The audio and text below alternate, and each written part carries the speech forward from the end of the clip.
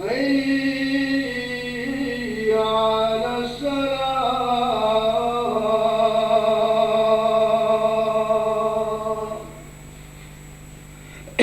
حي على الفلاح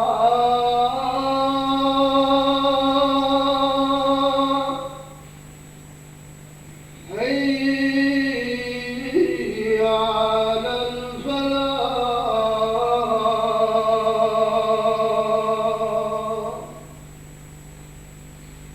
الله أكبر الله أكبر لا إله إلا الله.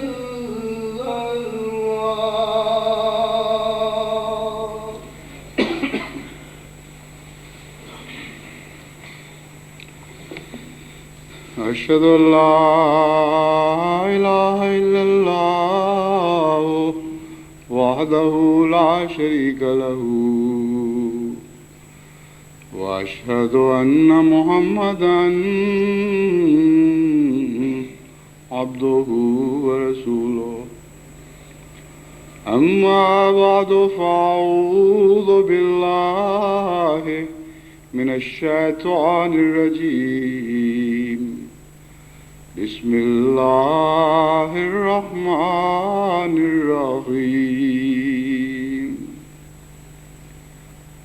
الحمد لله رب العالمين الرحمن الرحيم مالك يوم الدين. إياك نعبد وإياك نستعين. اهدنا الصراط المستقيم صراط الذين أنعمت عليهم غير المغضوب عليهم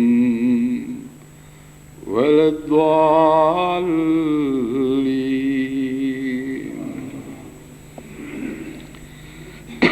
آج آخر وہ جمعہ کا دن آ گیا جس کی امت محمدیہ کو ہر سال بشدت انتظار رہتی ہے، کہ جس کا اگر انتظار کو مذکر لیا جائے تو جس کا امت محمدیہ کو ہر سال شدت سے انتظار رہتا ہے. یہ انتظار بعض لوگوں کی صورتوں میں تو سال بھر پہ پھیلا ہوا ہے، اور بعض لوگوں کی صورتوں میں ایک مہینے پر پھیلا ہوا ہے، یعنی رمضان میں شروع ہوتا ہے اور رمضان میں ختم ہو جاتا ہے. اور بعض صرف ایک دن کو نقطے کی طرح اپنی نگاہ کے سامنے رکھتے ہوئے اس کا انتظار کرتے ہیں. ان کے انتظار کا سالوں یا مہینوں سے کوئی تعلق نہیں ہوتا.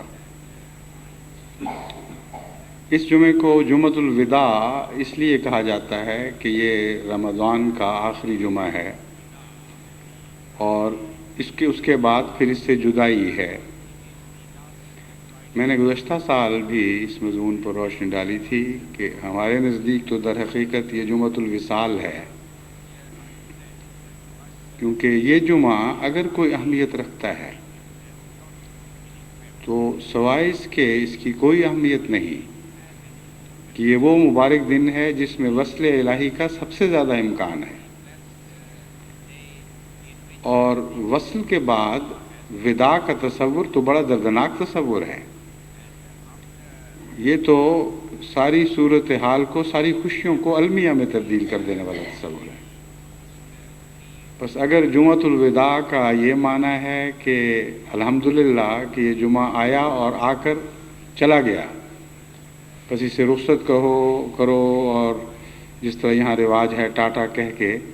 اس جمعے سے چھٹی حاصل کر لو، تو یہ تو بالکل ایک غیر اسلامی، غیر مومنانہ، بلکہ ایسا تصور ہے جسے کوئی عاشق قبول نہیں کر سکتا. بس یہ جمعہ در حقیقت جمعۃ الوصال کی حیثیت سے ہی اہمیت رکھتا ہے، اور جمعۃ الوصال کی حیثیت سے ہی اسے سمجھنا چاہیے۔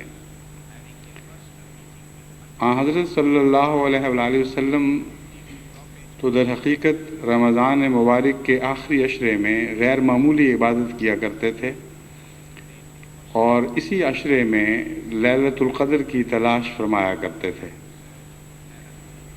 اور اس عشرے میں واقع ہونے والے جمعے کو باقی دنوں سے ایک امتیازی شان حاصل ہوتی ہے، اس سے کوئی انکار نہیں کر سکتا، اور اسی لیے اس جمعہ نے امت محمدیہ کے تصورات میں ایک مقام پیدا کیا ہے۔ لیکن اس کی کیا حیثیت ہے، اس کے متعلق میں قدرے روشنی ڈالوں گا، لیکن اس سے پہلے میں اس مضمون کو ایک اور طریق پر شروع کرنا چاہتا ہوں۔ یہ لقاء ہی کا مضمون ہے جو گزشتہ چند خطبات سے، جب سے رمضان کے خطبے شروع ہوئے جاری ہے۔ رات اللہ تعالیٰ نے رویا میں مجھے اس مضمون کو ایک اور طریق پر دکھایا، اور ساتھ ہی قرآن کریم کی ایک آیت کی ایک نئی تفسیر سمجھائی جس کا لقاء سے بڑا گہرا تعلق ہے، اور دراصل جو مضمون میں آج کے خطبے میں بیان کرنا چاہتا تھا اسی کی تمہید ہے جو مجھے سمجھائی گئی۔ رویا بڑی دلچسپ اور عجیب سی ہے۔ میں نے دیکھا کہ ربوہ میں کھلے گھاس کے میدان میں اکیلا بیٹھا ہوا ہوں، اور وہاں پاکستان سے مختلف پروفیشنل گانے والے جو ریڈیو پاکستان یا ٹیلی ویژن وغیرہ میں گانوں میں حصہ لیتے ہیں، وہ کسی تقریب میں شمولیت کی غرض سے آئے ہوئے ہیں، اور وہ ان کا جو رستہ ہے ان کے درمیان اور میرے درمیان ایک دیوار حائل ہے، گویا اس رستے پر جس پر وہ چل رہے ہیں اس ایک دیوار کی اوٹ ہے، لیکن بعض جگہ در کھلے ہوئے ہیں۔ چنانچہ ایک در سے گزرتے ہوئے ان میں سے ایک شخص کی نظر مجھ پہ پڑتی ہے، اور خواب میں مجھ پر یہ تاثر ہے کہ یہ مجھے جانتا ہے اور میں اس کو جانتا ہوں۔ تو وہ جس طرح ایک انسان جانی پہچانی شکل کو ملنے کے لیے آگے بڑھتا ہے، وہ میری طرف آگے بڑھتا ہے، لیکن قریب آنے کی بجائے کچھ فاصلے پر کھڑے ہو کر مجھے پنجابی میں کچھ شعر سناتا ہے۔ وہ جو پنجابی کے شعر ہیں وہ اس رنگ کے ہیں جیسے بعض دیہاتیوں کو یا کم علم والوں کو بعض دفعہ کوئی نکتہ ہاتھ آ جائے تو اسے وہ بڑے فخر سے بڑے بڑے علماء کے سامنے پیش کرتے ہیں، اور پھر مجلسوں میں بیان کرتے ہیں کہ ہم نے یہ سوال کیا لیکن اس کا کوئی جواب نہیں آیا۔ اس رنگ کا کوئی نکتہ ہے جو ایک پنجابی نظم میں اس نے یاد کیا ہوا ہے، اور وہ سوالیہ رنگ میں میرے سامنے رکھتا ہے، لیکن اس کی طرز میں تکبر یا دکھاوا نہیں، بلکہ واقعتاً وہ اس نکتے میں الجھا ہوا معلوم ہوتا ہے، اور اس کے طرز بیان میں ایک درد پایا جاتا ہے۔ وہ شعر پنجابی کے مجھے یاد تو نہیں، مگر چند شعر ہیں۔ ان کا مضمون یہ ہے کہ یہ خدا تعالیٰ کی جو کائنات ہے اس کے راز تو بہت گہرے ہیں، اور ہماری آنکھیں جو دیکھ رہی ہیں وہ ان باتوں کو نہیں سمجھ سکتی، اور ہماری آنکھیں جو دیکھتی ہیں وہ ہمیں کچھ اور منظر دکھاتی ہیں، اور خدا کے جو قدرت کے راز یا عرفان کی باتیں ہیں ان تک ہماری آنکھیں پہنچ ہی نہیں سکتی، اور نہ ہم ان کو سمجھ سکتے ہیں، کیونکہ ہماری آنکھیں ٹیڑھا دیکھ رہی ہیں۔ اور یہ کہتے کہتے وہ بڑے درد سے اپنی آنکھ کے نچلے پردوں کو انگلیوں سے نوچ کر نیچے کر کے آنکھیں دکھاتا ہے، جن میں ایک قسم کی سرخی پائی جاتی ہے، جیسے رو رو کے سرخی پیدا ہو گئی ہو، اور وہ کہتا ہے کہ دیکھیں ان نظم میں ہی کہ ان آنکھوں کی وجہ سے ہمارا کیا قصور، ہمیں تو خدا نے آنکھیں وہ دی ہیں جو غلط دیکھ رہی ہیں اور اس کے رازوں کی حقیقت کو پا نہیں سکتی، اب بتائیں کہ ہم کیا کریں، ہم کیسے سمجھیں؟ یہ نظم جب مکمل ہو جاتی ہے تو میں اس کو اشارتاً کہتا ہوں کہ آئیں بیٹھیں اور میں آپ کو یہ مضمون سمجھاتا ہوں، اور اتنے میں یوں معلوم ہوتا ہے جیسے اس بات کی خبر باقی ساتھیوں کو بھی پہنچ گئی ہے اور وہ دور دور سے واپس مڑے ہیں اور ایک دائرے کی شکل میں مجلس بنا کر میری بات سننے کے لیے بیٹھ گئے ہیں۔ میں ان سے کہتا ہوں کہ آپ نے ایک بڑی الجھی ہوئی بات پیش کی ہے بظاہر، لیکن میں اس کی ایک سادہ سی تفسیر آپ کو بتاتا ہوں جو ابھی دیکھتے دیکھتے آپ کو بات کو سمجھا دے گی، اور وہ آپ کی اس نظم عارفانہ نظم کی در حقیقت یہ تفسیر ہے، یا یوں کہ تفسیر کا لفظ تو میں نہیں بولتا، لیکن اس مضمون کو سمجھانے کے لیے میں کہتا ہوں آپ کے سامنے میں ربوہ کی مثال رکھتا ہوں۔ آپ لوگ پاکستان کے مختلف شہروں میں رہتے ہیں، وہاں سے ربوہ تشریف لائے ہیں، یہاں آپ نے کچھ چہرے دیکھے ہیں، ان چہروں میں آپ کو خدا کا خوف دکھائی دیتا ہے، ان چہروں میں آپ کو عبادت کے رنگ دکھائی دیتے ہیں، ان چہروں میں آپ کو تقویٰ دکھائی دیتا ہے، ان چہروں میں آپ کو دین کی محبت اور اسلامی آداب اور اسلامی اخلاق دکھائی دیتے ہیں۔ یہاں کے چلنے والوں، گلیوں میں چلنے پھرنے والوں کو آپ نے دیکھا، یہاں مجالس میں اٹھنے بیٹھنے والوں کو آپ نے دیکھا، اور آپ اپنے دل سے گواہی لے کر مجھے بتائیں کہ کیا آپ کی آنکھوں نے آپ کو صحیح خبر نہیں دی تھی؟ کیا آپ کی آنکھوں نے واقعتاً آپ کو یہ اطلاع نہیں دی کہ اسلام کا جو بھی تصور ہے وہ یہاں پایا جاتا ہے، اور جو مسلمانوں کی ادائیں ہونی چاہیے وہ ان لوگوں میں پائی جاتی ہیں؟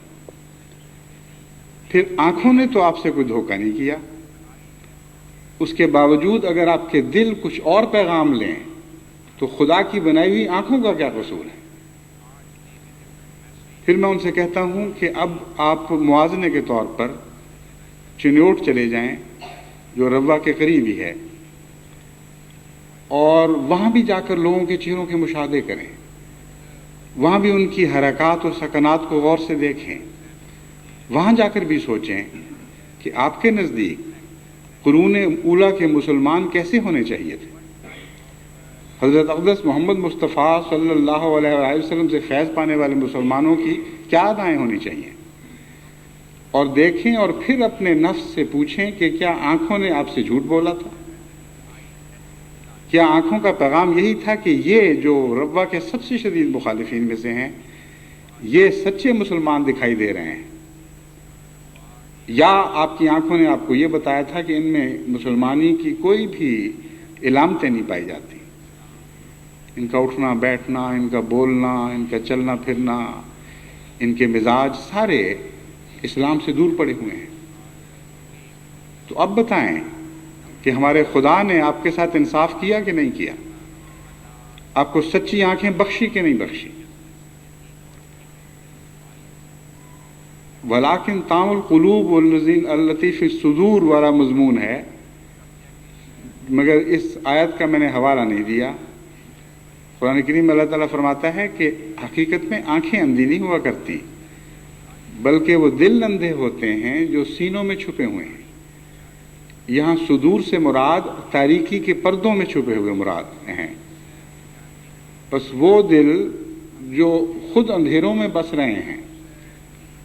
وہ اندھے ہوتے ہیں، نہ کہ وہ آنکھیں جو صحیح پیغام جو کچھ وہ دیکھتی ہیں لوگوں تک پہنچا دیا کرتی ہیں۔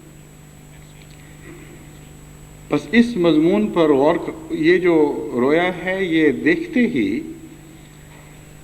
مجھ پر یہ احساس پیدا ہوا، میرے دل میں یہ احساس پیدا ہوا کہ اتنا واضح نظارہ ہے جیسے میں آمنے سامنے دیکھ رہا ہوں، اور اسی کیفیت میں جاگ بھی چکا تھا اور یہ رویا کا مضمون جاری تھا، یعنی صفائی رویا کی ایسی تھی کہ گویا بالکل جاگے ہوئے کا کوئی نظارہ ہو،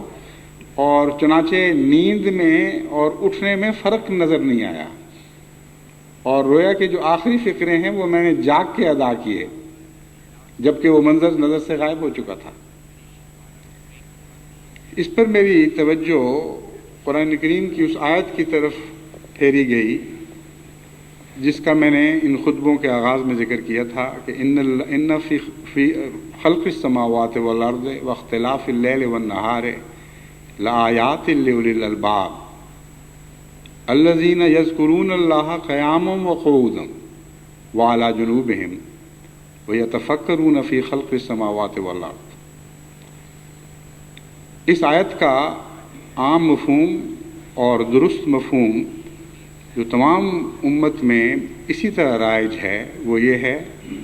کہ الذین سے جو مضمون شروع ہوتا ہے وہ اولی الالباب کی تفسیر ہے، یعنی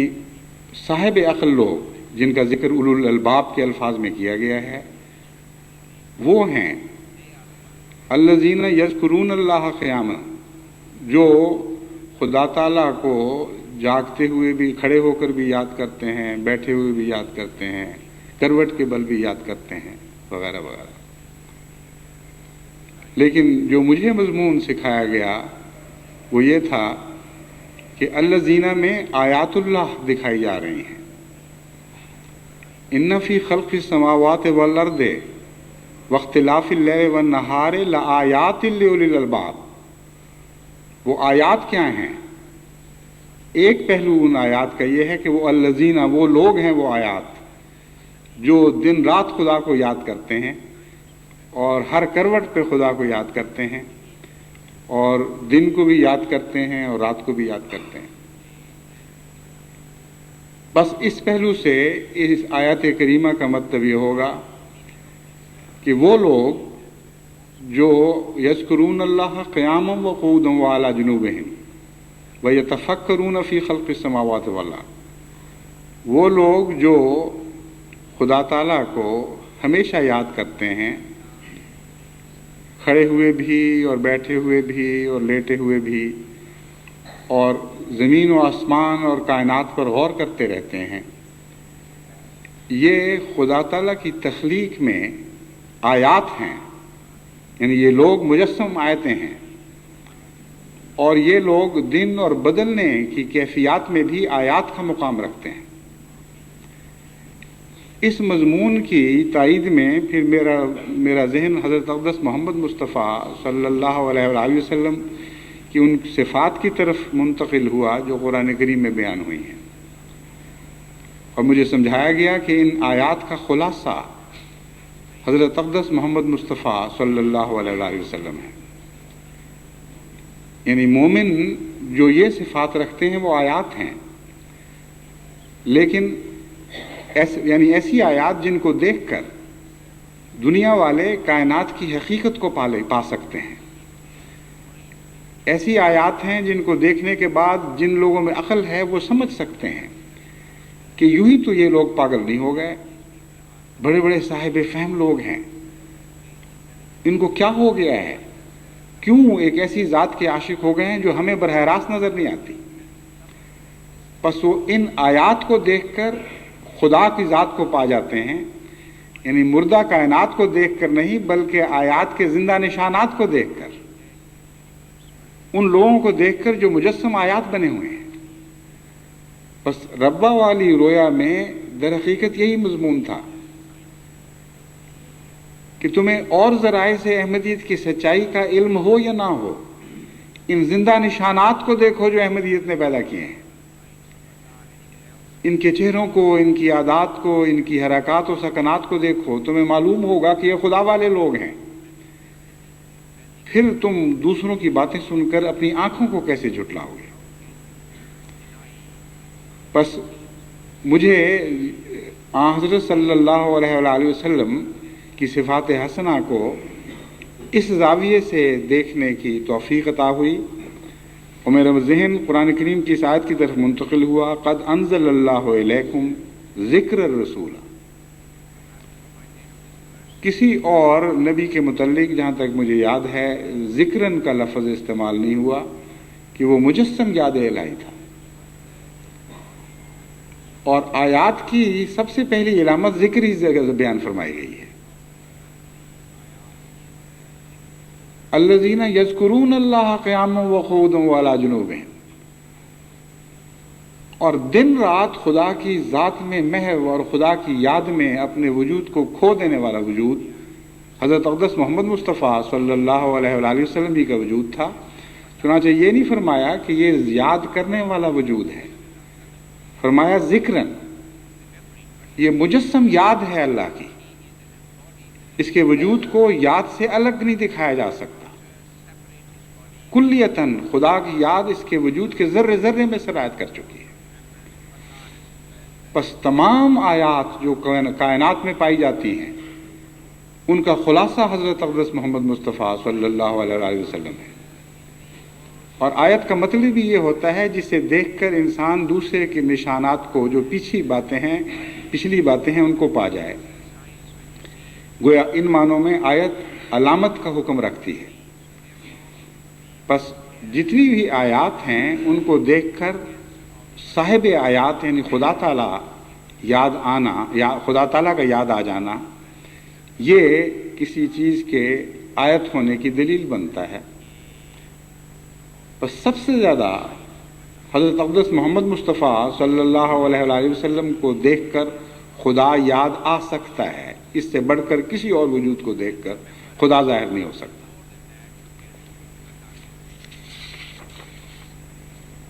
پھر حضرت صلی اللہ علیہ وآلہ وسلم ہی کو مخاطب کر کے اللہ تعالیٰ فرماتا ہے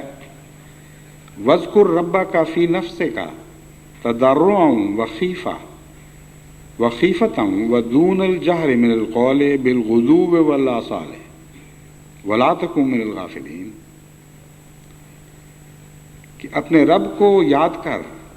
فی نفسک، اپنے دل میں، تضرعاً، نہایت عاجزی کے ساتھ، وخیفہ، اور خدا کے خوف کے ساتھ، ودون الجہر من القول، اور اس طرح بھی یاد کر کہ تیری زبان سے بے شک وہ کوئی الفاظ نہ نکل رہے ہوں لیکن یاد الہی جاری و ساری ہو، بالغدو والآصال، صبح بھی اور شام کو بھی، بدلتے ہوئے دن اور رات میں، ولا تکن من الغافلین، اور کسی حالت میں بھی اس یاد الہی سے غافل نہ رہیں۔ فی خلق السماوات والارض واختلاف اللیل والنہار لآیات جو ہے وہ آیات یہی حضرت اقدس محمد مصطفیٰ صلی اللہ علیہ وآلہ وسلم ہے، اور یہ بات مبالغہ نہیں ہے،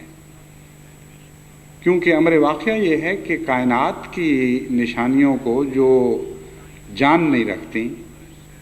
جو کوئی روح نہیں رکھتی، دیکھنے کے بعد جس خدا کی طرف اشارہ ہوتا ہے وہ ایک فلسفیانہ اشارہ ہوتا ہے۔ صرف مومن ہے جو ان نشانات کو دیکھ کر ایک زندہ خدا کی طرف حرکت کرتا ہے، لیکن اس لیے نہیں کہ براہ راست اس نے ان نشانوں سے خدا کی طرف رہنمائی حاصل کی، بلکہ پہلے ہی اسے خدا کے وجود کا علم ہو چکا ہوتا ہے، خدا کے وجود کو وہ کسی صاحب خدا سے پا چکا ہوتا ہے، اس کو حاصل کر چکا ہوتا ہے، اس لیے اس کے لیے ساری نشانیاں خدا کی نشانیاں بن جاتی ہیں۔ لیکن دنیا دار جب ان نشانیوں کو دیکھتے ہیں تو ایک خدا کا تصور تو ضرور باندھتے ہیں، اور بہت سے فلسفیوں اور سائنسدانوں نے ان باتوں کا اپنے کلام میں ذکر کیا ہے، اور کائنات کے رازوں پر سے پردہ اٹھاتے ہوئے انہوں نے اس بات کا اعتراف کیا کہ ہماری آنکھوں سے بھی ایک پردہ اٹھا اور ہمیں بھی معلوم ہوا کہ ان رازوں کے پیچھے ایک کائنات کا خالق موجود ہے۔ بس اس خالق تک وہ پہنچے لیکن اس سے آگے نہیں، ایک تصوراتی خالق ان کے سامنے ابھرا، لیکن ایک ایسے وجود کے طور پر جو ان کا دوست بن جائے، ان کا رفیق ہو جائے، ان کا محبوب ہو جائے، ان کے ساتھ زندہ رہے اور اپنی زندگی سے ان کو زندہ رکھے، ایسے وجود تک ان کی رسائی کی کوئی خبر نہیں ملتی۔ بس یہ وہ آیات کہاں اور کہاں وہ آیات جن کا نام محمد مصطفیٰ صلی اللہ علیہ وسلم ہے، جو ان تمام آیات کا خلاصہ ہیں،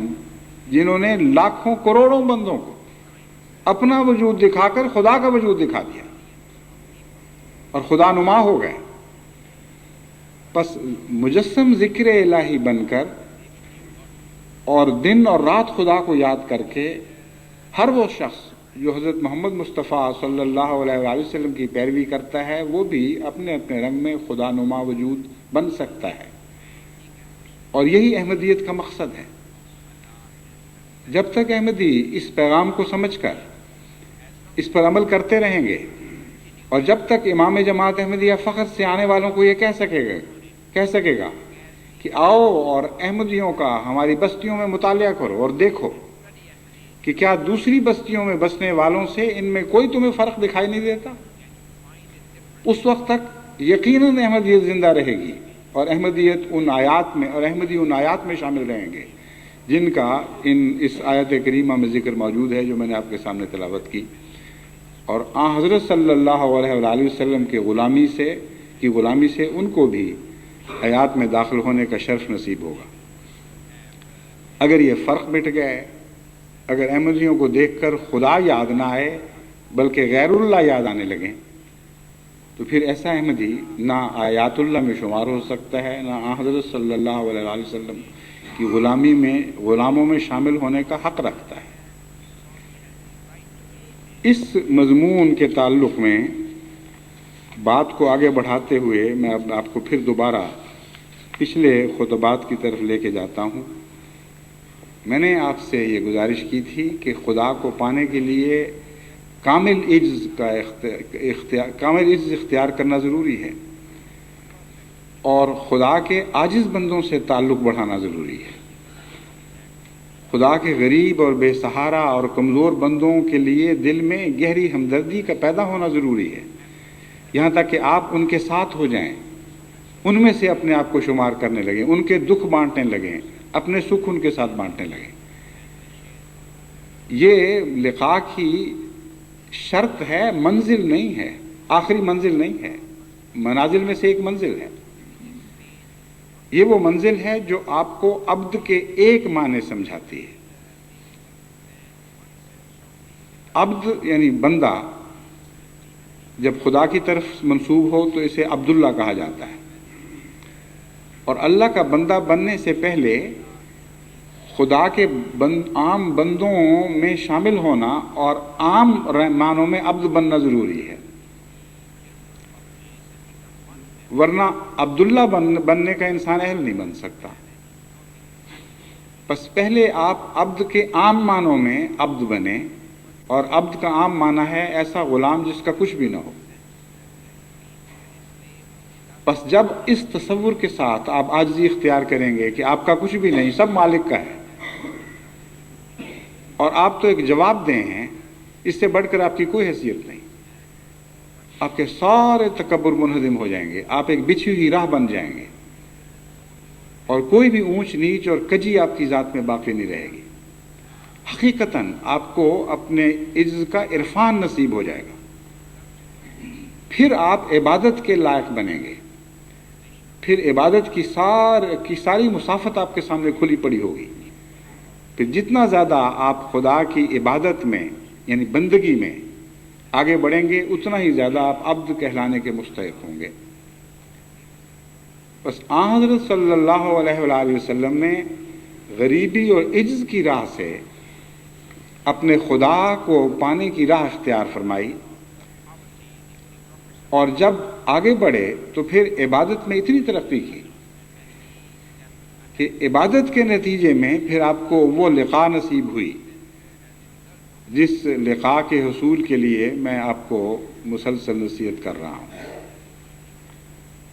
اور دیکھیں کہ عبد کے ہر مفہوم میں آپ درجہ کمال کو پہنچ گئے۔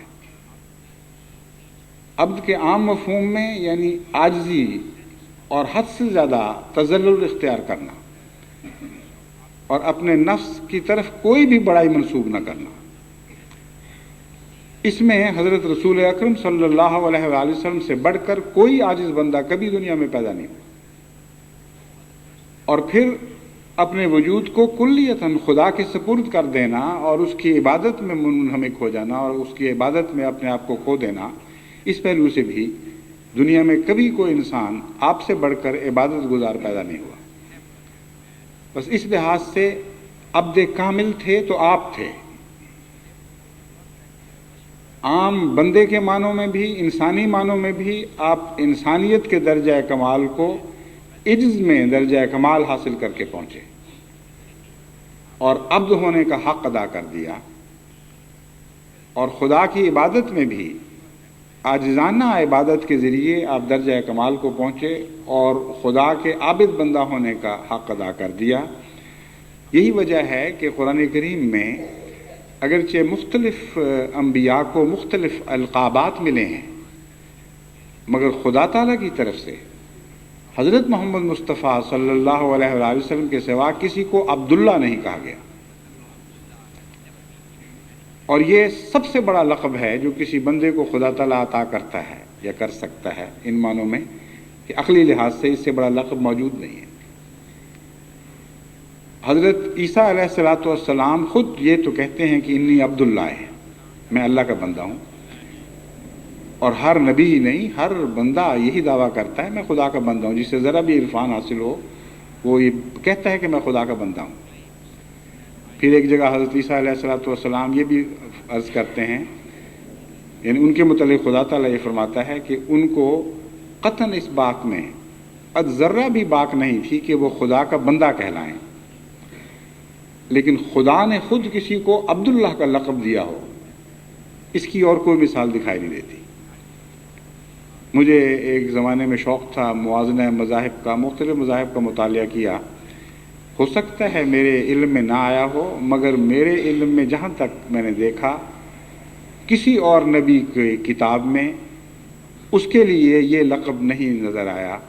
کہ خدا نے اسے مخاطب کر کے عبداللہ فرمایا ہو۔ ہاں، عبادت کے دعوے دار انبیاء جیسا کہ ہونا چاہیے تھے، اور بندہ ہونے کے دعوے دار موجود تھے عبد کے دوسرے معنوں میں، لیکن خدا کی طرف سے لقب عبداللہ کا نصیب ہونا حضرت محمد مصطفیٰ صلی اللہ علیہ وآلہ وسلم ہی کے حصے میں تھا۔ بس وسیلے کا مضمون چل رہا تھا۔ وسیلے کا ایک پہلو میں نے آپ کو گزشتہ خطبے میں دکھایا کہ وہ بندوں کے ساتھ عاجزی ہے۔ جب تک بندوں کے ساتھ انسان کی عاجزی مستحکم نہ ہو جائے اور مستقل رنگ اختیار نہ کر لے، اس وقت تک خدا کے ساتھ عاجزی کی اہلیت پیدا نہیں ہوتی، کیونکہ بظاہر خدا کے سامنے تو ہر اندرونی نفس کے متکبر کے لیے بھی بڑائی کا سوال نہیں ہوتا۔ اس کو کیسے پتہ چلے گا کہ واقعتاً وہ عاجز ہے یا خدا کی عظمت اتنی ظاہر و باہر ہے کہ اس کے سامنے عاجزی اختیار کیے بغیر چارہ کوئی نہیں۔ جب عاجز بندوں کے سامنے انسان عجز محسوس کرتا ہے اور ہر قسم کی بڑائی کو اپنے نفس سے مٹا دیتا ہے، تب وہ ان معنوں میں عبد بنتا ہے کہ پھر وہ خدا کی عبادت کا مستحق اور اہل ہو جاتا ہے، اور پھر اس کی عبادت کو عاجزانہ عبادت قرار دیا جاتا ہے۔ حضرت مسیح موعود علیہ الصلوۃ والسلام نے حضرت صلی اللہ علیہ وآلہ وسلم کے عبد ہونے کے مضمون کو اس بالکل اسی رنگ میں پیش فرمایا ہے۔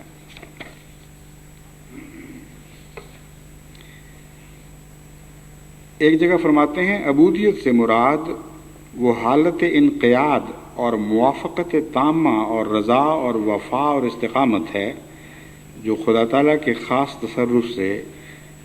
حضرت صلی اللہ علیہ وسلم میں پیدا ہوئی، جس سے آپ اس راہ کی طرح ہو گئے جو صاف کیا جاتا اور نرم کیا جاتا اور سیدھا کیا جاتا ہے۔ انقیاد سے مراد انتہائی تذلل ہے۔ انقادہ جب عربی میں کہا جاتا ہے تو مراد ہے کہ ایک آدمی اپنے آپ کو کلیتاً بچھا دے، خاک میں ملا دے، کامل تذلل اور عجز اختیار کرے۔ اور اس کے بعد آپ فرماتے ہیں موافقت تامہ، پھر خدا تعالیٰ کی ذات سے ایسا ایک ایسی ہم آہنگی محسوس کرے کہ اس کے نتیجے میں رضا اور وفا پیدا ہو۔ اس مضمون کو نسبتاً زیادہ کھولتے ہوئے حضرت مسیح موعود علیہ الصلوۃ والسلام ایک اور جگہ حضور صلی اللہ علیہ وآلہ وسلم کے اس پہلو سے وسیلہ ہونے کا ذکر یوں فرماتے ہیں، ہمارے نبی صلی اللہ علیہ وآلہ وسلم کا نام عبد بھی ہے، اور اس لیے خدا نے عبد نام رکھا کہ اصل عبودیت کا خضوع اور ذل ہے، یعنی خضوع کا معنی ہے عاجزی اور ذل کا معنی ہے بالکل اپنے آپ کو گرا دینا، لاشے محض سمجھنا، اپنے آپ کو بالکل چھوٹا بنا دینا۔ اور عبودیت کی حالت کاملہ وہ ہے جس میں کسی قسم کا غلو اور بلندی اور عجب نہ رہے، یعنی اگر خدا کی عبودیت اختیار کرنی ہے تو یہ لازم ہے کہ آپ کی ذات میں کسی قسم کی کوئی بلندی، خود پسندی وغیرہ، کوئی ریاکاری باقی نہ رہے، اور صاحب اس حالت کا اپنی عملی تکمیل محض خدا کی طرف سے دیکھے، اور یہ بھی محسوس کرے انسان کہ جو کچھ مجھے حاصل ہو رہا ہے وہ اللہ کی طرف سے ہو رہا ہے، میری کوششوں سے حاصل نہیں ہو رہا۔ بس یہ وہی مضمون ہے جس کو آپ نے فرمایا جو خدا تعالیٰ کے خاص تصرف سے حضرت صلی اللہ علیہ وسلم میں پیدا ہوئی۔ فرماتے ہیں صاحب اس حالت کا اپنی عملی تکمیل محض خدا کی طرف سے دیکھے اور کوئی ہاتھ درمیان نہ دیکھے۔ عرب کا محاورہ ہے، وہ کہتے ہیں مور معبد و طریق معبد، جہاں راہ نہایت درست اور نرم اور سیدھا کیا جاتا ہے اس راہ کو طریق محبت کہتے ہیں۔ پس حضرت صلی اللہ علیہ وسلم اس لیے عبد کہلائے ہیں کہ خدا نے محض اپنے تصرف اور تعلیم سے ان میں عملی کمال پیدا کیا اور ان کے نفس کو راہ کی طرح اپنی تجلیات کے گزرنے کے لیے نرم اور سیدھا اور صاف کیا۔ اب یہ دیکھیں وسیلہ کی کیسی اعلیٰ تعریف ہے اور کیسی کامل تعریف ہے۔ وسیلہ وہ ہوتا ہے جو ایک چیز کو دوسرے سے ملا دیتا ہے، جیسے پل وسیلہ بن جاتا ہے دریا کے عبور کرنے کا۔ حضرت صلی اللہ علیہ وآلہ وسلم کو وسیلہ ان معنوں میں نہیں پیش کر رہا ہے کہ گویا نعوذ باللہ آپ وہ راہ ہیں جن پر قدم مارتے ہوئے لوگ آگے بڑھیں گے۔ ایسا حیرت انگیز عرفان حضرت مسیح موعود علیہ السلام کو نصیب ہوا کہ اس کو بندہ اپنی کوشش سے تمام عمر سجدوں میں سر رگڑ کے بھی حاصل نہیں کر سکتا۔ یہ وہ عرفان ہے جو نازل ہوتا ہے، جو خدا کی طرف سے نصیب ہوتا ہے۔ فرماتے ہیں آپ نے اپنے نفس کو ایک بچھی ہوئی راہ بنا دیا، اور وہ راہ اس غرض سے نہیں تھی کہ بندے اس پر قدم رکھیں، اس لیے کہ خدا کی تجلیات اس پر دوڑیں اور ان راہوں سے خدا بندوں تک پہنچے۔ بس جو حضرت اقدس محمد مصطفیٰ صلی اللہ علیہ وآلہ وسلم کو وسیلہ بنانا چاہتا ہے اسے بندوں کے مقابل پر بھی ایک کامل عزت اختیار کرنا ہوگا، اور خدا کے مقابل پر بھی ایک کامل عزت اختیار کرنا ہوگا۔ اپنی عبادت کو عاجزانہ رنگ بخشنے ہوں گے، اور پھر حضرت صلی اللہ علیہ وآلہ وسلم سے عبادت کے رنگ سیکھتے ہوئے خدا کی تجلیات کا انتظار کرنا ہوگا کہ جو محمد مصطفیٰ صلی اللہ علیہ وآلہ وسلم کے وسیلے سے اس تک پہنچیں گی، اور ان راہوں سے آئیں گی جن راہوں سے حضرت محمد مصطفیٰ صلی اللہ علیہ وآلہ وسلم کو وہ نصیب ہوئیں۔ بس حضرت صلی اللہ علیہ وآلہ وسلم اس لیے عبد کہلاتے ہیں کہ خدا نے محض اپنے تصرف اور تعلیم سے ان میں عملی کمال پیدا کیا اور ان کے نفس کو راہ کی طرح اپنی تجلیات کے گزرنے کے لیے نرم اور سیدھا اور صاف کیا، اور اپنے تصرف سے وہ استقامت جو عبودیت کی شرط ہے ان میں پیدا کی۔ پس وہ علمی حالت کے لحاظ سے مہدی ہیں اور عملی کیفیت کے لحاظ سے جو خدا کے عمل سے ان میں پیدا ہوئی عبد ہیں، کیونکہ خدا نے ان کی روح پر اپنے ہاتھ سے وہ کام کیا ہے جو کوٹنے اور ہموار کرنے والے آلات سے اس سڑک پر کیا جاتا ہے جس کو صاف اور ہموار بنانا چاہتے ہیں۔ اور چونکہ مہدی موعود کو بھی عبودیت کا مرتبہ حضرت صلی اللہ علیہ وسلم کے ذریعہ سے حاصل ہوا، اس لیے مہدی موعود میں عبد کے لفظ کی کیفیت غلام کے لفظ سے ظاہر کی گئی، یعنی اس کے نام کو غلام احمد کر کے پکارا گیا۔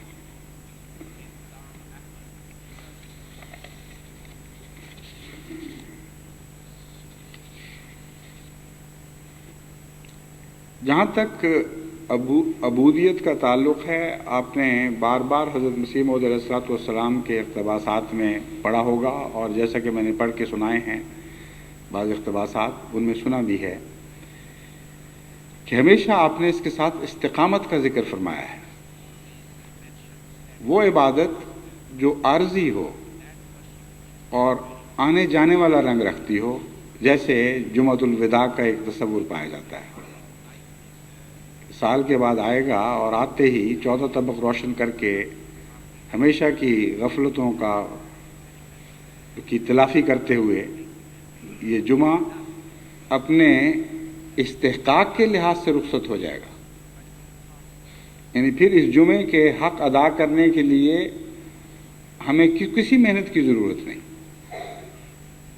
یہ ایسا جمعہ ہے جو آئے گا، اور جس طرح ایک پیروں فقیروں کا تصور ہے کہ آئے اور 2 جہان بخش گئے،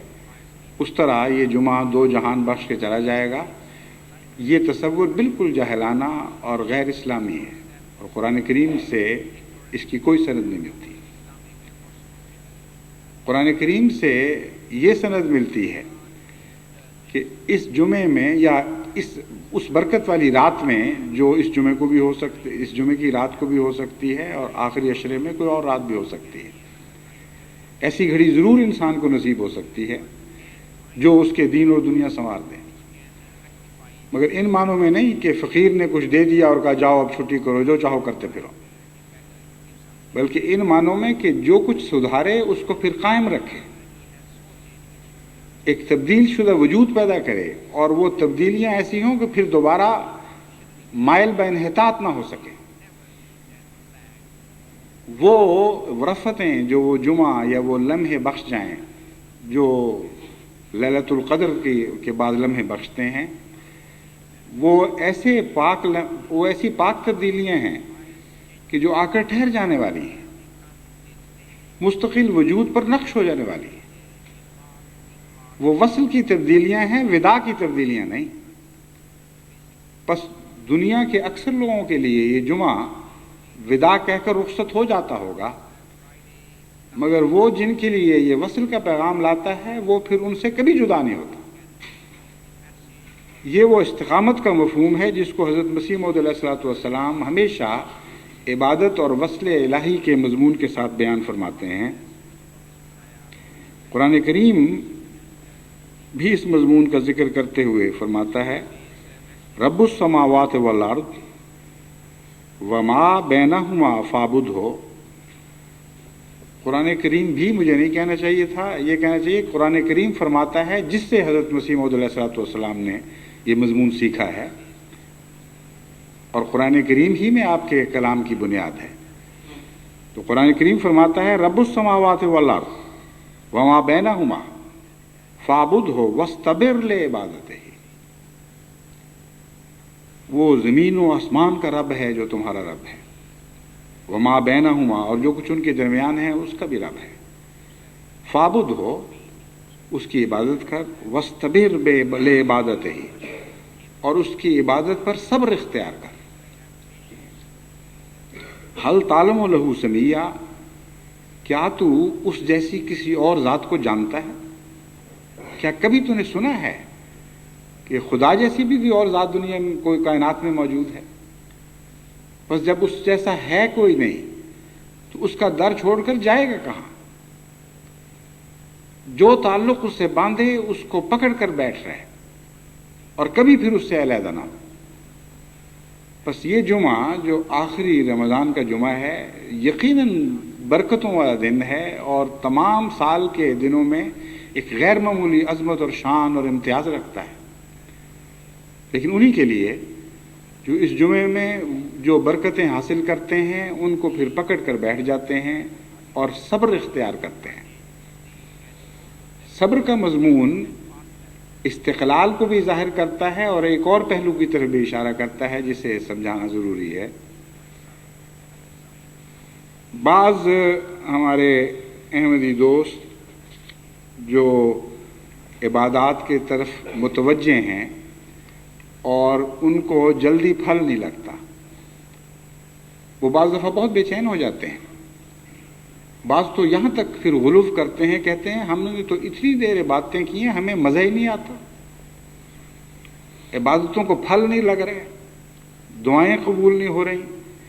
جو روح میں ایک قسم کا تموج پیدا ہونا چاہیے خدا کی طرف، اور اس کے نتیجے میں جو لذت حاصل ہوتی ہے اس سے ہماری ہیں، تو ہم تو اب تھک کے سمجھتے ہیں کہ بیکار ہے، یوں کوئی کوشش نہیں. یعنی بعض ایسے بھی ہیں جنہوں نے یہاں تک لکھا، لیکن اکثر ایسے ہیں جو بڑی عاجزی اور تذلل سے اپنی فکروں کو میری طرف منتقل کرتے ہوئے دعا کی تحریک کرتے ہیں. کہتے ہیں ہمیں بچاؤ، خدا کے لیے کچھ کرو، ایسی دعا کرو کہ ہمارا دل بھی جاگ اٹھے، ہماری باتیں بھی زندہ ہو جائیں. تو ان کے لیے قرآن کریم یہ پیغام دے رہا ہے کہ عبادت کے ساتھ صبر کا مضمون وابستہ ہے. ہر شخص کی پختگی کے لیے ایک وقت درکار ہوا کرتا ہے، اور ہر شخص کے لیے وہ وقت الگ الگ ہوا کرتا ہے. کسی نے سفر کہاں سے شروع کیا ہے اور کسی کی اندرونی صلاحیتیں کیا ہیں، یہ دو مضمون ہیں جو مل کر اس بات کو فیصلہ کرتے ہیں کہ کب عبادت اپنی اس پختگی کو پہنچے گی کہ اس کے شیریں پھل انسان کو لذت سے بھر دیں گے. ایک انسان ہے جو بہت سے اندرونی گناہوں میں ملوث، بہت دیرینہ خطاؤں میں مبتلا اور کئی پردوں میں چھپا ہوا ہے. وہ چاہتا ہے میں ایک دن عبادت کر کے ایک دم شور ڈال کر خدا تعالیٰ کو راضی کر لوں اور اچانک مجھے خدا تعالیٰ کا دیدار نصیب ہو جائے. اس وقت کی اس کی کیفیت یقیناً بڑی سخت بے قراری کی کیفیت ہوگی. لیکن فاصطبر علیہ کا مضمون یہ بتاتا ہے کہ عبادت کو فوری طور پر لازماً پھل نہیں لگا کرتا. بہت سے لمبے ایسے دور سے گزرنا ہوگا جس میں انسان پہلے اپنے نفس کی آگاہی حاصل کرے، اپنی کمزوریوں کا عرفان حاصل کرے، اس عرفان کو پھر عرفان الہی کے راستوں پر منتقل کرے اور ان رستوں اپنے عرفان کے رستے سے خدا کا عرفان حاصل کرنے کی کوشش کرے. پھر رفتہ رفتہ اس کی عبادت میں ایک نئی تازگی پیدا ہونی شروع ہو جائے گی، اس کی عبادت میں زندگی کے آثار ظاہر ہوں گے اور اس کی عبادت میں مزے کی کیفیت پیدا ہو جائے گی. لیکن یہ لمبا غور فکر اور مجاہدے کا مضمون ہے، اس سے تھکنا نہیں چاہیے. اگر صبر کی طاقت نہیں ہے تو پھر عبادت کی بھی طاقت نہیں. بس لازماً عبادت کا صبر کے ساتھ اور استقلال کے ساتھ ایک گہرا تعلق ہے. اور یہ مضمون یاد رکھنا چاہیے کہ اگر خدا کی عبادت میں کچھ نہیں ملا تو پھر بھی اسے چھوڑ کر جانے کا کوئی سوال پیدا نہیں ہوتا. حل تعلم لہو سمیہ، پھر اور کون ہے جو خدا کے سوا تمہیں عبادت کے قابل دکھائی دیتا ہے؟ بس تمہارے لیے تو چارہ ہی کوئی نہیں، بے اختیاری کا عالم ہے. وہی واقعہ جو میں پہلے بھی آپ کو سنا چکا ہوں لاہور کے ایک درویش کا، وہی یاد آ جاتا ہے. بہت ہی موزوں ہے اس موقع پر بیان کے لائق. ایک درویش تھا جس کو متعلق کہا جاتا ہے کہ وہ ایک دن اس نے ترنگ میں آ کر خدا سے یہ عرض کی کہ اے خدا مجھے تیری دنیا پسند نہیں آئی، اور یہ کہہ کر وہ باہر بازاروں میں کودتا اچھلتا ہوا نکلا اور اعلان کرنا شروع کیا کہ ہم نے خدا کو کہہ دیا جو کہنا تھا، اور بڑا ہی خوش دکھائی دیتا تھا. کسی نے پوچھا کہ تم نے خدا کو کیا کہا ہے، کیوں اتنے خوش ہو رہے ہیں؟ اس نے کہا میں نے تو خدا کو صاف کہہ دیا کہ مجھے تیری دنیا پسند نہیں آئی. کچھ دن کے بعد اس کو پھر دیکھا گیا بازاروں میں، اور نہایت ہی مزمحل، پژمردہ، سر نیچے پھینکا ہوا، بےحد اداس. کسی نے اس سے پوچھا کہ کیا ہوا ہے، آج کیوں تم اتنے اداس ہو؟ اس نے کہا جواب آ گیا.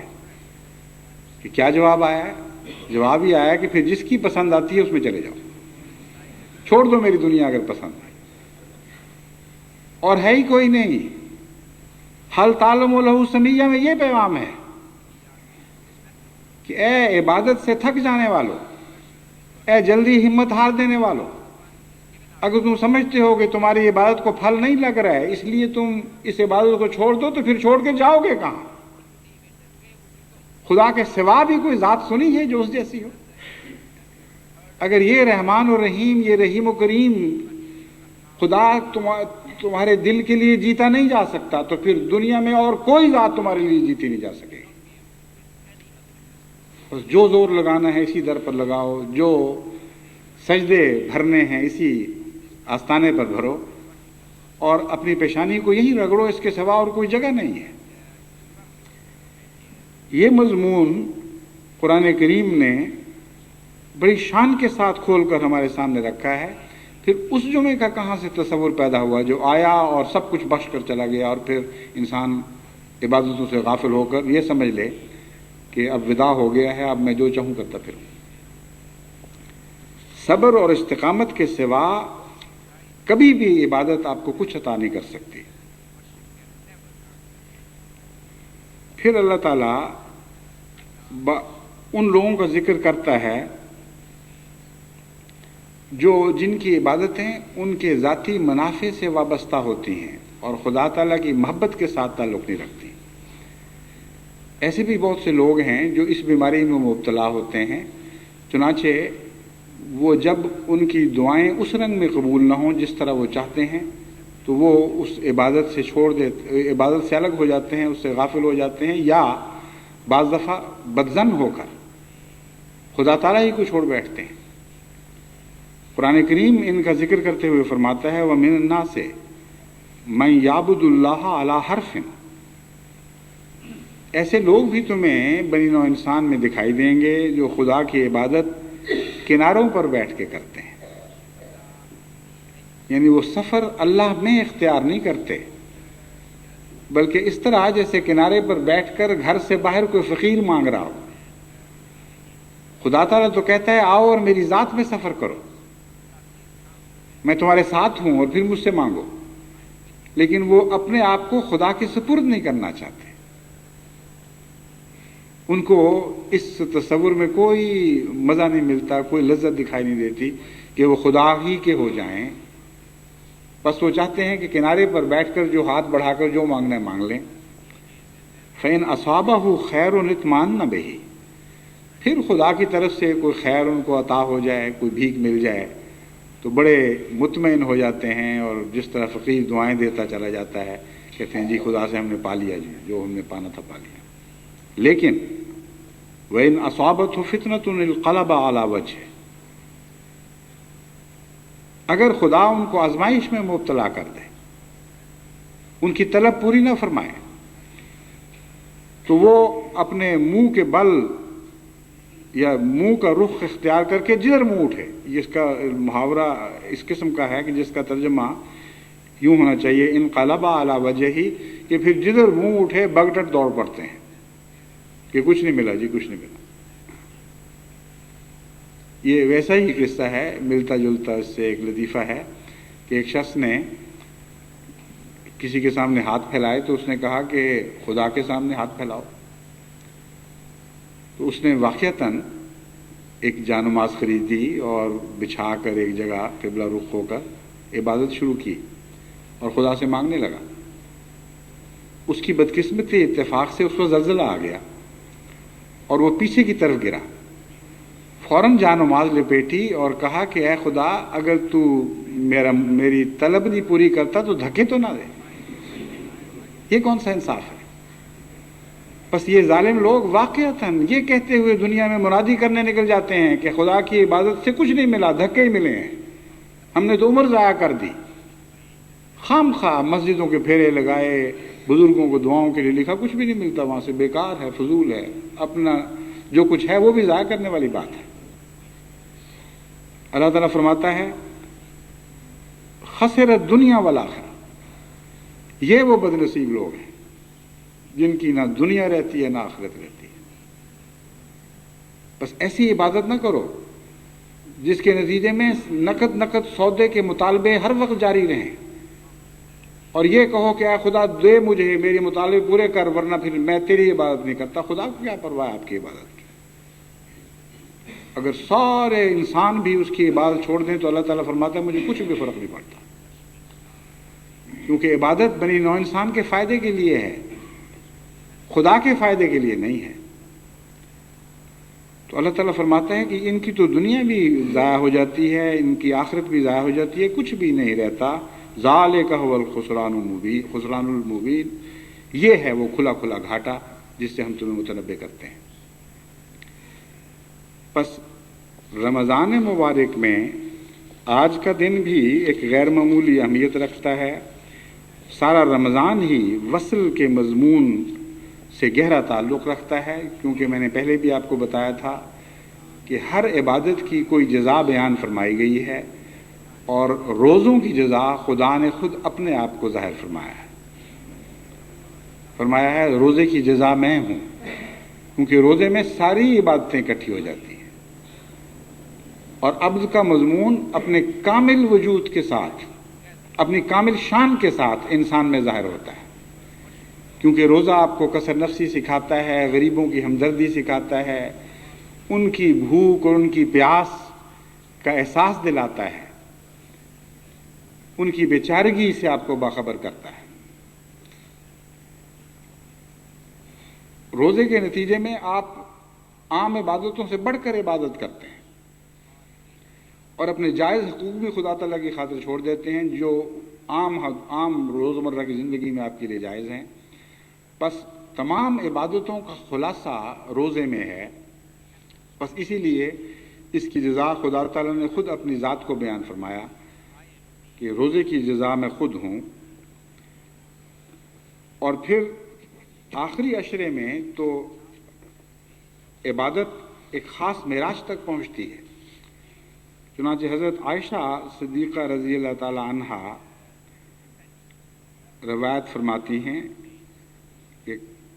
کان النبی صلی اللہ علیہ وسلم اذا دخل العشر شد میزرہ وأحیا لیلہ وایقظ اہلہ، صحیح بخاری کتاب الصوم، کہ حضرت عائشہ کی روایت ہے کہ آن حضرت صلی اللہ علیہ وآلہ وسلم جب رمضان کا آخری عشرہ آتا تھا، یہاں عشروں کو رفع کی حالت میں لکھا ہوا ہے، جس کا مطلب ہے کہ عشرہ آیا ہے، اور جو ترجمہ ہے وہ یہ لکھا ہوا ہے کہ دخل العشرہ، کہ رسول اللہ صلی اللہ علیہ وسلم عشرہ میں داخل ہوتے تھے۔ یہ ممکن ہے لکھنے والے کی غلطی ہو یا یہی مضمون ہو کہ جب عشرہ آخری عشرہ آ جایا کرتا تھا، شدہ میزرہ، آپ اپنی کمر کو کس لیا کرتے تھے اور اپنی رات کو زندہ کر دیا کرتے تھے، وایقظ اہلہ، اور اپنے گھر والوں کو بھی جگایا کرتے تھے۔ وہ شخص جس کی ہر رات زندہ ہو، جس کا یہ دستور ہو کہ اپنے گھر والوں کو ہمیشہ جگاتا ہو، اس کے متعلق جب یہ کہا جائے کہ آخری عشرہ میں یہ کرتا تھا، تو اس کا مطلب ہے کہ غیر معمولی فرق پڑا کرتا تھا۔ اس وقت عبادت اپنی آخری حد کو پہنچا کرتی تھی، راتیں جاگ اٹھتی تھی، خوابیں نور کمانے لگتی تھی، اور غیر معمولی شان کے ساتھ خدا آپ پر ظاہر ہوتا تھا، اور اس نظارے میں شامل کرنے کے لیے اپنے اہل و عیال کو بھی جگایا کرتے تھے کہ اٹھو اٹھو، تم بھی اس نعمت سے محروم نہ رہو۔ بس اب جو باقی دن رہ گئے ہیں، ان دنوں میں آپ بھی یہی کر کے دیکھیں، کیونکہ خالی ایک پہلو سے عبد بننے سے خدا نصیب نہیں ہوگا، اگلا قدم عبد بننے کا بھی لازماً اٹھانا ہوگا، یعنی عبادت کی طرف جب آپ آگے قدم بڑھائیں گے تو پھر صحیح معنوں میں آپ خدا کے سچے بندے بن سکیں گے، اور پھر آپ کو لقائے الہی، لقائے باری تعالیٰ نصیب ہوگی۔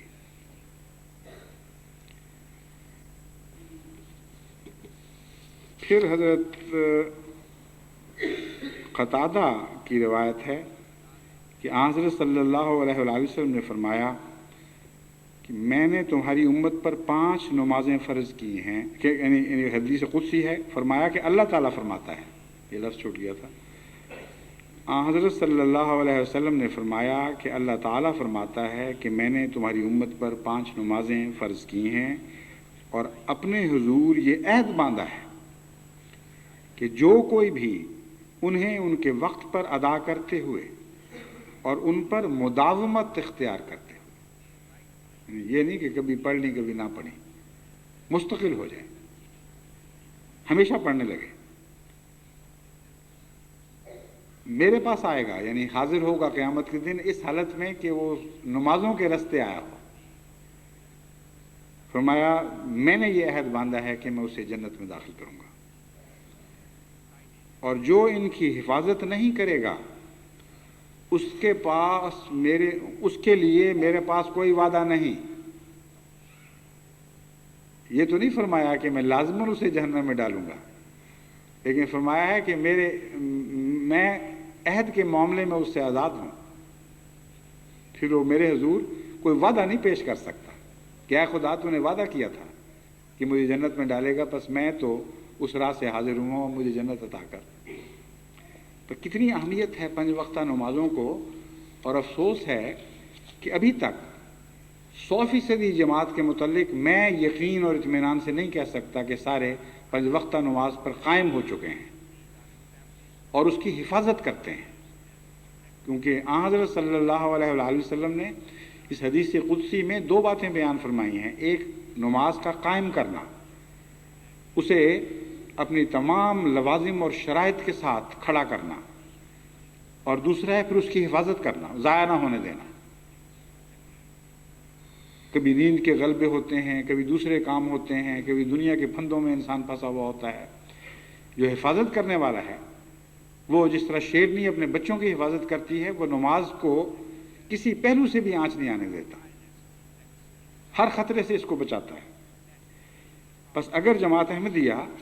اس طریق کو اختیار کرے تو یہ وہ طریق ہے جس طریق سے خدا تعالیٰ کی لقاء نصیب ہوگی،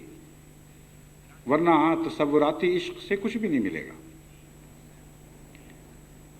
پھر حضرت عبداللہ بن الشخیر یا شخیر ہے غالباً، عبداللہ بن الشخیر اپنے والد سے روایت کرتے ہیں، قال اتیت رسول اللہ صلی اللہ علیہ وسلم ویصلی ولجوفہ، یہ لفظ جو ہے عزیر کا عزیر المرجل من البکاء۔ عبداللہ بن شخیر اپنے باپ سے روایت کرتے ہیں کہ انہوں نے بتایا کہ میں رسول کریم صلی اللہ علیہ وسلم کی خدمت میں حاضر ہوا تو آپ نماز ادا کر رہے تھے، اور رونے کی وجہ سے آپ کے سینہ سے ہنڈیا کے ابلنے کی طرح آواز آ رہی تھی۔ بس صرف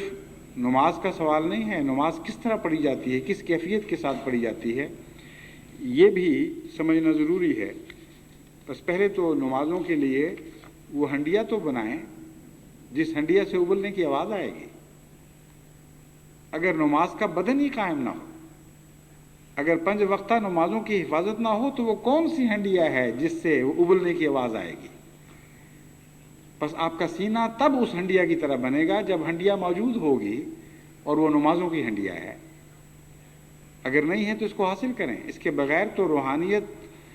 کے جوش مارنے کا کوئی سوال نہیں پیدا ہوتا۔ روحانیت کہاں بٹھائیں گے آپ؟ حضرت صلی اللہ علیہ وسلم نے اپنے عمل سے بتا دیا کہ آپ نمازوں کے برتن میں اپنے محبت کو حضور صلی اللہ علیہ وسلم کے حضور اور خدا تعالیٰ کے حضور پیش کرتے تھے، اور نمازوں میں لپٹی ہوئی آپ کی روح خدا کے حضور جوش مارتی تھی، اور واقعتاً دیکھنے والوں کو یوں آواز آتی تھی جیسے واقع کوئی ہنڈیا ابل رہی ہو۔ پھر آپ کے متعلق بیان کیا جاتا ہے، حضرت مغیرہ سے روایت ہے رضی اللہ تعالیٰ عنہ کہ حضور صلی اللہ علیہ وسلم بعض اوقات نمازوں میں رات کو اتنا دیر کھڑا رہا کرتے تھے کہ آپ کے ٹخنے دونوں پاؤں اور پنڈلیاں تک متمور ہو جایا کرتے تھے، یعنی سوج جاتے تھے کھڑے کھڑے۔ اس بارے میں آپ سے عرض کیا گیا تو آپ نے فرمایا افلا اکون عبدا شکورا، کہ کیا میں اپنے رب کا شکر گزار بندہ نہ بنوں؟ یعنی بخاری کتاب التہجد میں یہ روایت ہے۔ مطلب یہ ہے کسی نے تہجد سے کہا ہوگا کہ یا رسول اکرم صلی اللہ علیہ وسلم آپ کو کیا ضرورت ہے اتنی لمبی چوڑی باتوں کی؟ آپ کو تو خدا مل چکا ہے، آپ تو خدا کے ساتھ رہتے ہیں. تو آپ نے فرمایا تبھی تو مجھ پر دوہرا فرض ہے کہ اس پاک ذات کا شکریہ ادا کروں. بس ایک عبادت ہوتی ہے حصول کے لیے، ایک ہے لقاء کے بعد اپنے محبوب کو راضی رکھنے کے لیے. ایک گریہ ازاری ہوا کرتی ہے ہجر کی گریہ ازاری، اکثر کو تو وہ بھی نصیب نہیں ہے.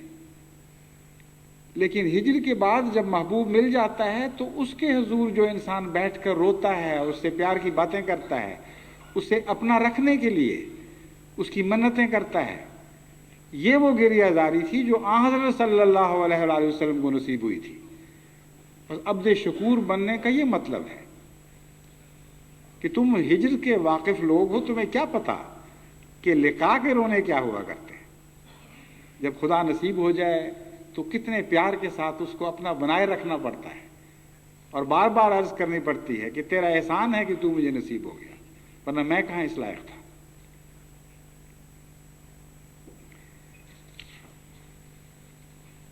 پھر صاحب لقاء کو ایک مرتبہ اور ایک مقام عطا کیا جاتا ہے جو اسے باقی بندوں سے ممتاز کر دیا کرتا ہے. لقاء کے دعوے دار دنیا میں بہت ہوں گے، لیکن حقیقت یہ ہے کہ لقاء کوئی ایسی چیز نہیں ہے جو پھر اگر انسان چھپانا چاہے بھی تو چھپ سکے. صاحب لقاء وجود میں کچھ علامتیں ظاہر ہوتی ہیں جو خدا سے تعلق کی علامتیں ہیں. حضرت اقدس محمد مصطفیٰ صلی اللہ علیہ وسلم نے فرمایا، اور ابو ہریرہ رضی اللہ عنہ کی یہ روایت ہے، بخاری کتاب الرقاق سے لی گئی ہے. آپ فرماتے ہیں جس نے خدا نے فرمایا کہ جس نے میرے ولی سے عداوت و دشمنی کی تو میں اسے جنگ کی خبر دیتا ہوں. میرا بندہ نوافل کے ذریعے میرا ایسا مقرب ہو جاتا ہے کہ میں اس سے محبت کرنے لگ جاتا ہوں، اور جب میں اس سے محبت کرتا ہوں تو میں اس کے کان بن جاتا ہوں جن سے وہ سنتا ہے، اور اس کی آنکھیں ہو جاتا ہوں جن سے وہ دیکھتا ہے، اور اس کے ہاتھ بن جاتا ہوں جن سے وہ پکڑتا ہے، اور اس کے پاؤں بن جاتا ہوں جن سے وہ چلتا ہے. اب کوئی ملا ہو تو کہے گا نعوذ باللہ من ذالک، کیسی گستاخی والی بات ہے، خدا پاؤں بن جاتا ہے. لیکن وہی بات ہے جس کو وصل نصیب ہی نہ ہو اس کو کیا پتا کہ وصل کیا ہوتا ہے. ہجر میں بیٹھے اندھیری راتوں میں جو چاہیں تصور آپ کرتے پھریں، یہ تو ایک صاحب وصل کی خبر ہے. حضرت اقدس محمد مصطفیٰ صلی اللہ علیہ وسلم بتا رہے ہیں جن سے زیادہ خدا سے کوئی محبت کرنے والا نہیں تھا، جن سے زیادہ خدا کے ادب اور احترام کا کوئی تصور بھی نہیں رکھ سکتا. آپ کو خدا نے خود بتایا کہ میرا بندہ جب مجھ سے پیار کرنے لگتا ہے تو مجھے دیکھو کہ میں پھر اس کے مقابل پر کتنا جھکتا ہوں. یعنی عجز کا مضمون اپنی انتہا کو پہنچ جاتا ہے.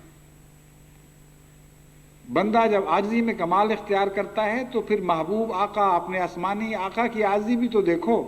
کہ وہ کیا رنگ اختیار فرماتا ہے. کہتا ہے میں اس سے محبت کرتا ہوں، میں اس کے کان بن جاتا ہوں جن سے وہ سنتا ہے، اس کی آنکھیں ہو جاتا ہوں جن سے وہ دیکھتا ہے، اور اس کے ہاتھ بن جاتا ہوں جن سے وہ پکڑتا ہے، اور اس کے پاؤں بن جاتا ہوں جن سے وہ چلتا ہے. اور اگر وہ مجھ سے کچھ مانگے تو ضرور اسے عطا کرتا ہوں، اور اگر وہ میری پناہ کا طلبگار ہو تو ضرور اسے اپنی پناہ میں لے لیتا ہوں. بخاری کتاب الرقاق. بس یہ ہے لقاء باری تعالی جو ہم نے قرآن اور حضرت محمد مصطفیٰ صلی اللہ علیہ وسلم سے سیکھی، اور جن کا عرفان پا کر حضرت مسیح موعود علیہ الصلوۃ والسلام نے ان باریک راہوں کو خوب کھول کر ہمارے سامنے روشن کر دیا ہے. بس یہ لقاء ہے جس کا ہمیں طالب ہو جانا چاہیے. اور یہ رمضان اگر خدا نہ خواستہ ضائع چلا گیا ہو تو باقی دنوں میں بھی کوشش کرتے رہیں. یہ درست ہے کہ بعض دفعہ بعض علاقوں میں ہیرے جواہرات یا سونوں کی خبر ملتی ہے اور وہ ایک ہی لمحہ ہوا کرتا ہے جو انسان کو امیر بنا دیتا ہے، لیکن اس لمحے کی تلاش میں کتنے لاکھوں کروڑوں لمحے انسان کو صرف کرنے پڑتے ہیں. بس لیلۃ القدر کی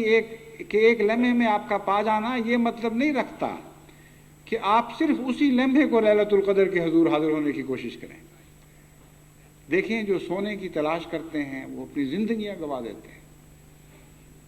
پھر ان میں سے خوش نصیب وہ ہوتے ہیں جنہیں وہ جگہ مل جاتی ہے جہاں سونے کی کانیں ہوتی ہیں۔ جو ہیرے جواہر کی تلاش میں رہتے ہیں وہ دن رات سرگرداں رہتے ہیں، مہینوں سالوں اپنے صرف کر دیتے ہیں، بعض اپنی ساری دولتیں اس راہ میں لٹا دیتے ہیں،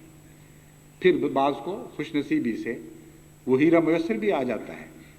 جو ان کی دنیا بھی بنا دیتا ہے اور ان کی عاقبت بھی، یعنی اگر وہ نیکی کی طرف مائل ہوں تو عاقبت بھی بنا سکتا ہے۔ خدا ایک لال بے بہا ہے، اس کے لیے کم سے کم وہ رجحان تو پیدا کریں جو دنیا والا دنیا کے ہیروں کی محبت میں پیدا کرتا ہے۔ اگر خدا نہ خواستہ یہ رمضان خالی بھی گزر جائے تو باقی سارا سال پڑا ہوا ہے، اگلی لیلۃ القدر کی تیاری شروع کر دیں۔ اس جمعے کو وداع نہ کہیں بلکہ اس نے جو پاک سبق آپ کو سکھائے ہیں ان کو چمٹ کر بیٹھ رہیں، اپنی عبادتوں کے معیار کو بلند کریں اور خدا سے یہ ہمیشہ ملتجی رہیں اور متمنی رہیں اور اس کے در سے امید رکھیں کہ آج نہیں تو کل اس دنیا میں آنکھیں بند کرنے سے پہلے وہ آپ کو لقاء عطا فرما دے گا۔ احمدی صاحب لقاباً جائیں تو ساری دنیا ان کی قدموں کے ٹھوکروں میں پڑی ہوگی، تمام دنیا کے وہ موتی بن جائیں گے، تمام دنیا کے وہ داتا ہو جائیں گے، کیونکہ وہ خدا کے ہوں گے اور خدا کی آواز سے بولنے والے ہوں گے۔ اللہ تعالی ہمیں یہ عبادت کا معراج عطا فرمائے۔